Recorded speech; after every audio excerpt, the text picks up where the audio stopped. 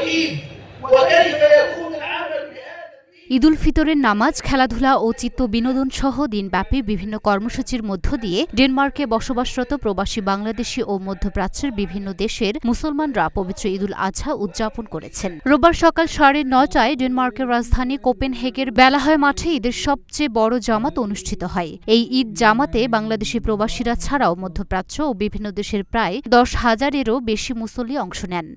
Family ছাড়া ঈদ করলাম আর কি। বিদেশে আসার পরে আমরা সবচেয়ে বড় জিনিসটা যেটা বুঝতে পারছি আর কি, ফ্যামিলির গুরুত্ব। দেশে থাকতে আমরা বুঝতাম না, বাট বিদেশে এসে আমরা বুঝতে পারছি যে ফ্যামিলি ছাড়া ঈদ কত কষ্টের। এছাড়া বাংলাদেশি প্রবাসীদের পরিচালিত দুটি মসজিদের মধ্যে ব্রোনশয় টর্ভে অবস্থিত দারুল আরকাম সেন্টার মসজিদে সকাল 8টায় ও নরেব্রোতে অবস্থিত বায়তুল মোকাররম মসজিদে সকাল 8টা, 9টা ও 10টায় মোট 3টি জামাত অনুষ্ঠিত হয়। সকালে বেলাহয় মাঠে ঈদের নামাজ শেষে মাঠের পাশেই মেলা অনুষ্ঠিত হয়। এতে বিভিন্ন ধরনের খাবার, শিশুদের জন্য বিভিন্ন ধরনের খেলাধুলা ও সাংস্কৃতিক অনুষ্ঠানের আয়োজন করা হয়।